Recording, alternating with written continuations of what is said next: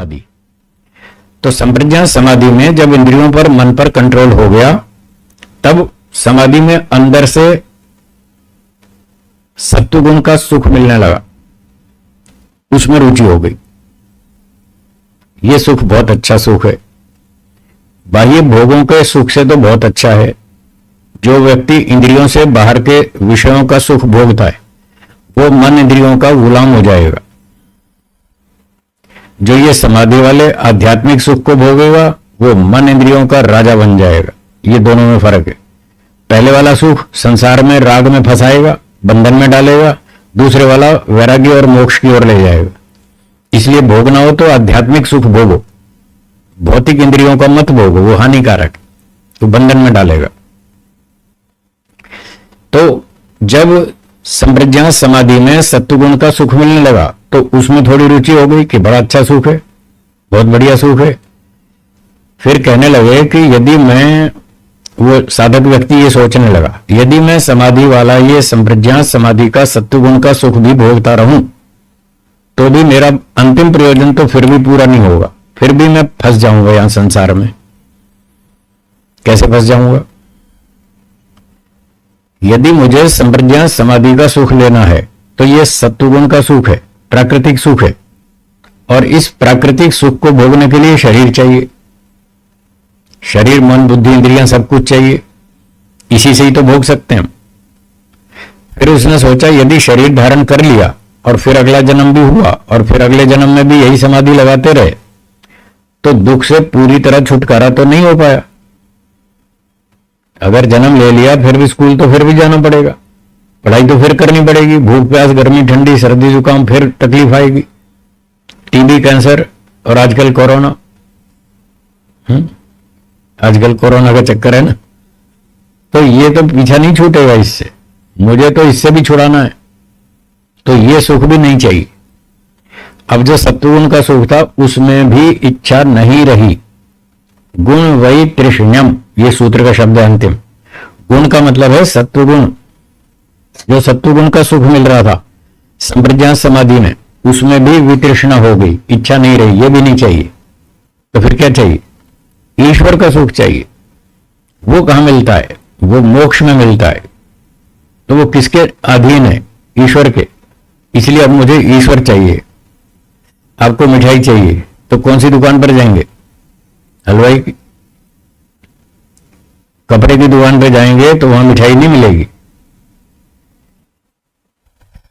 अच्छा, एक और प्रश्न, आप जब मिठाई की दुकान पर जाते हैं, हलवाई की दुकान पर जाते हैं, आपका उद्देश्य हलवाई है या मिठाई है? हाँ जी, क्या उद्देश्य है? पर आप जाते हैं हलवाई की दुकान पर, उद्देश्य है मिठाई। क्यों जाते हैं वहां हलवाई की दुकान पर? क्योंकि वही मिलती है, दूसरी जगह मिलती नहीं। हलवाई आपका प्रयोजन नहीं है, वो तो मजबूरी है। आपका हलवाई से कोई लेना देना नहीं, आपको तो मिठाई से मतलब है। अब ये मजबूरी है कि मिठाई मिलती है हलवाई के पास, इसलिए मजबूरी है हलवाई के पास जाने की। तो आपको मोक्ष के सुख से मतलब है, और वो सुख किसकी दुकान पर मिलता है? इसलिए ईश्वर की दुकान पर जाना आपकी मजबूरी है, ईश्वर से आपको कोई मतलब नहीं है। क्या समझे? ईश्वर से कोई मतलब नहीं है, आपको सुख से मतलब है। अगर ईश्वर सुख नहीं दे और डंडे मारे तो आप कहेंगे नमस्ते जी, बैठो अपने घर, हम तो जा रहे हैं, हमें तुम्हारी कोई जरूरत नहीं है। आप ईश्वर को भी छोड़ देंगे, ईश्वर को भी छोड़ देंगे यदि वो सुख नहीं देता हो तो। ठीक है ना? तो जब उसको देखा कि मैं यदि शरीर के चक्कर में रहा तो मेरा तो ये चक्कर चलता रहेगा, मेरा तो दुख छूटेगा नहीं, इसलिए ये भी नहीं चाहिए, मुझे तो मोक्ष चाहिए। मोक्ष देगा ईश्वर, इसलिए अब ईश्वर की शरण में चलो। तो सूत्र में लिखा है तत्परम, वह ऊंचा वैराग्य है। क्या होता है उसमें? पुरुष ख्यातेह, पुरुष मतलब ईश्वर, ख्याति का अर्थ है ज्ञान। तो तब वो शास्त्रों को पढ़ता है, वेदों को पढ़ता है, उपनिषद को पढ़ता है, दर्शनों को पढ़ता है, तो शास्त्रों को पढ़ने से उसको पता चलता है कि दुनिया में सबसे उत्तम ईश्वर है। क्यों ईश्वर अच्छा है? क्योंकि उसके पास एक बढ़िया सुख मिलता है, 100% बढ़िया सुख मिलता है, हाई क्वालिटी का। ऐसा बढ़िया सुख मिलता है जिससे हमारी सब इच्छाएं शांत हो जाती हैं, पूरी तृप्ति हो जाती है। इंद्रियों के सुख कितने भी भोग लो, कभी भी आपको पूरी तृप्ति नहीं होगी, इच्छा और बढ़ती जाएगी। जितना जितना सुख भोगते जाएंगे इच्छा और बढ़ती जाएगी, कम नहीं होगी, तृप्ति का अनुभव नहीं होगा। और हुआ भी तो 5-7 मिनट के लिए, उसके बाद फिर इच्छा बढ़ जाएगी, फिर थोड़ी 2-4 घंटे बाद फिर इच्छा हो जाएगी। तो यहां इच्छा शांत होती ही नहीं। ईश्वर के सुख से इच्छा शांत हो जाती है, उसकी क्वालिटी बहुत अच्छी है। जैसे चने का सुख और गुलाब जामुन का सुख, दोनों में कुछ फर्क है या नहीं, है ना? तो जैसे यहां सुख की क्वालिटी में अंतर है, चने का सुख, सूखे चने और गुलाब जामुन, ऐसे ही भौतिक सुख और ईश्वर का सुख, इसमें बहुत फर्क है, क्वालिटी का बहुत अंतर। तो भौतिक सुख से आत्मा की इच्छा शांत नहीं होती। क्यों नहीं हो पाती? इस भौतिक सुख में, प्रकृति में आत्मा की इच्छा को शांत करने की क्षमता ही नहीं, कैपेसिटी नहीं, बहुत घटिया स्तर का सुख है। और ईश्वर का स्तर बहुत उच्च स्तर का है, बहुत हाई क्वालिटी का है, उससे तृप्ति हो जाती है। इसलिए व्यक्ति फिर ईश्वर का सुख चाहता है और वो कहता है ये प्रकृति का सुख भी नहीं चाहिए। पुरुष चाहते, उसको पुरुष का ज्ञान हो गया, ईश्वर का ज्ञान हो गया कि ईश्वर में बढ़िया सुख है और वो मोक्ष दिला सकता है, उसके कंट्रोल में है, उसके अधिकार में है। इसलिए भगवान से प्रार्थना करो, हे भगवान बस देख ली दुनिया, सब देख लिया, सब कुछ नहीं है यहाँ, सब कचरा पेटी है, सब दुर्गंध है, सब मल मूत्र है, मुझे इससे पीछा छुड़ाना है, बस मोक्ष दिला दो, अब कुछ नहीं चाहिए, यहाँ कुछ नहीं रखा है। और फिर ईश्वर तो जानता ही है कि कौन नाटक कर रहा है और कौन असली में बोल रहा है। ईश्वर तो सबको पहचानता है ना। बहुत सारे लोग नाटक करते हैं, भगवान से ऐसे नकली नकली प्रार्थना करते हैं, हे भगवान बस थक गए दुनिया से, अब मोक्ष दे दो। इच्छा नहीं है अभी मोक्ष की, अभी तो संसार की बहुत इच्छा है, पर ऊपर ऊपर से ड्रामा करते हैं, हमको मोक्ष दे दो। ईश्वर तो पहचानता है ये ड्रामा कर रहा है कि असली बोल रहा है। तो जो नाटक करता है उसको नहीं देता मोक्ष, वो सब पहचानता है।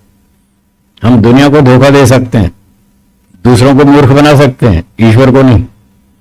तो जो वास्तव में थक गया हो इस दुनिया से, पूरी तरह परेशान हो गया हो, फिर वो ईमानदारी से भगवान से प्रार्थना करता है, बस अब अगला जन्म नहीं चाहिए, अब मोक्ष चाहिए। और ईश्वर देख लेता है ये वास्तव में थक गया है, अब इसको जबरदस्ती क्यों धक्का मारना दुनिया में, जब ये नहीं चाहता तो क्यों जबरदस्ती मारेंगे, नहीं मारेंगे।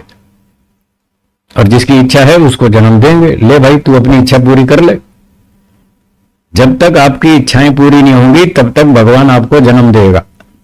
उसके पास भंडारे में कोई कमी नहीं। 1 जन्म लो, 10 जन्म लो, 10 करोड़ लो, 10 अरब जन्म लो, पूरे देगा, खूब देगा। जब आप थक जाओगे और कहेंगे बस बस बस और नहीं चाहिए, तब बंद करते हैं। तो ये पर वैराग्य है। जब उसको ईश्वर का ज्ञान होता है तो भौतिक सुख की, वो सत्वगुण के सुख की भी इच्छा नहीं रहती और कहता है बस मुझे ईश्वर चाहिए, मोक्ष चाहिए और कुछ नहीं चाहिए। फिर उसको असंप्रज्ञात समाधि शुरू होती है, ऊंची वाली। तो ये ऊंचा वैराग्य है। इससे फिर ईश्वर की अनुभूति आरंभ होती है और ईश्वर से ज्ञान मिलता है, बल मिलता है, आनंद मिलता है, उत्साह मिलता है, बहुत सारे गुणों की प्राप्ति होती है। उन गुणों की शक्ति से जो उसके अंदर 5 क्लेश हैं, अविद्या, अस्मिता, राग, द्वेष, अभिनिवेश। हाँ, 5 क्लेशों के नाम बोलिए। अविद्या, अस्मिता, राग, द्वेष, अभिनिवेश। ये 5 क्लेश ईश्वरीय शक्ति से नष्ट होते हैं। वो ईश्वर से जो ज्ञान, बल, आनंद मिलता है समाधि में, उस ताकत से ये 5 क्लेश नष्ट होते हैं। जब ये पूरे नष्ट हो जाएंगे फिर मोक्ष होगा। इससे पहले किसी का मोक्ष नहीं होगा, आपका भी नहीं, मेरा भी नहीं, किसी का भी नहीं। सबको यही काम करना है, इस जन्म में करो या 10 करोड़ जन्म बाद करो, यही करना है, नो ऑप्शन। दूसरा कोई रास्ता नहीं होता तो पहले मैं नहीं पकड़ लेता। दूसरा कोई शॉर्टकट होता तो मैं भी वही पकड़ता, मैं इधर क्यों आता। तो एक ही मार्ग है, दूसरा कोई मार्ग नहीं है, यही करना होगा। तो पहले पहले मैं भी यही सोचता था, इस जन्म में तो खा लो पी लो दुनिया देख लो, ये योगाभ्यास तो अगले जन्म में करेंगे। पहले मैं भी ऐसे ही सोचता था। फिर मैंने विचार किया कि इस जन्म में तो खा लो पी लो मजा कर लो, अगले जन्म में योगाभ्यास करेंगे और मोक्ष में जाएंगे।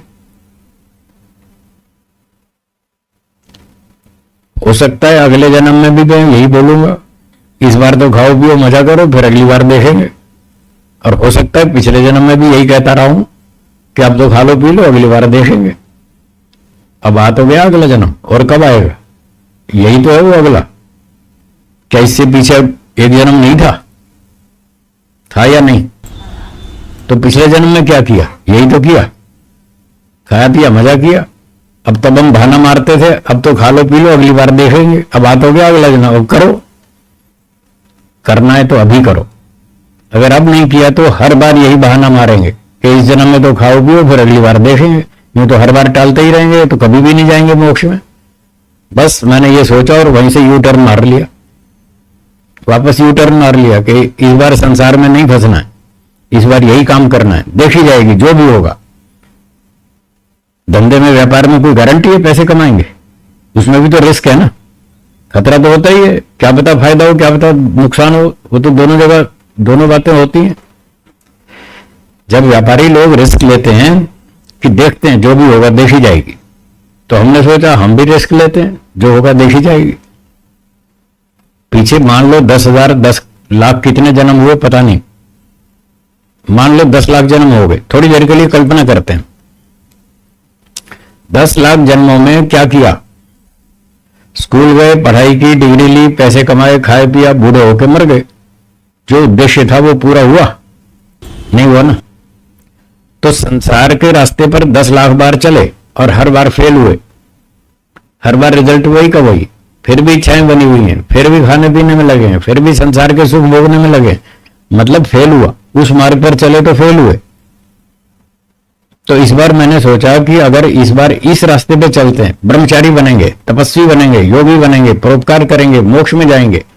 मान लो फेल हो भी गए, मान लो इस जन्म में फेल हो भी गए, तो वहां तो 10 लाख बार फेल हुए, यहां एक बार फेल होंगे तो क्या मुसीबत है? क्या घाटा है? ट्राई तो मारो, कुछ प्रयास तो करो, प्रयोग तो करो, जो होगा देखी जाएगी। क्यों जी, मेरी बात समझ में आ रही है ना? ऐसे सोचना चाहिए। जिस तरीके से हम एक ही सवाल को 10 लाख बार हल कर चुके और हर बार फेल हो रहे हैं, तो क्या तरीका बदलना नहीं चाहिए? बदलना चाहिए। तो हमने कहा इस बार बदल के देखते हैं, तो हमने बदला। हमने कहा इस बार तपस्या करेंगे, नहीं करेंगे शादी, नहीं की। कभी कभी लोग मुझसे पूछते हैं गुरुजी आपने शादी नहीं की, घर नहीं बसाया, बंगला नहीं बनाया, पैसा जमा नहीं किया, आपको अफसोस तो नहीं होता? कई बार पूछते हैं लोग आपको अफसोस तो नहीं होता कि आपने गलती करी? तो मैं कहता हूं मैंने ये सब नहीं किया, तो मैं ये मानता हूं मेरी तो लॉटरी लगी है। अफसोस की तो बात ही क्या है मेरी तो लॉटरी लगी है, मैंने ये सब नहीं किया। जितना खुश मैं अपने घर में था बचपन में, आज उससे 100 गुना अधिक सुखी हूं। बताओ फिर अफसोस की तो बात ही क्या है? जब मैं 100 गुना सुखी हूं, उससे ज्यादा सुखी हूं, तो फिर घाटे का तो सवाल ही नहीं है ना। तो इसमें कोई घाटा नहीं है, फायदा ही फायदा है। आप 10 साल करें, 5 साल करें इस जन्म में, तो भी फायदा है। जितना भी करेंगे उतना ही फायदा है, क्योंकि आप ठीक दिशा में चलेंगे, मोक्ष की तरफ चलेंगे। इस रास्ते पर चलेंगे तो मोक्ष की तरफ चलेंगे, चाहे 5 मील ही चलें तो भी फायदा है। और संसार में गए तो उल्टे चलेंगे, मोक्ष से दूर जाएंगे, तो उसमें घाटा है। बैठे व्यापारी, सोचो सोचो सोचो। तो ये बात थी वैराग्य की। ये ऊंचा वैराग्य है, इससे फिर असंप्रज्ञात समाधि मिलती है, ईश्वर से आनंद मिलता है, ज्ञान मिलता है, उससे सारे क्लेश खत्म हो जाते हैं और मोक्ष हो जाता है।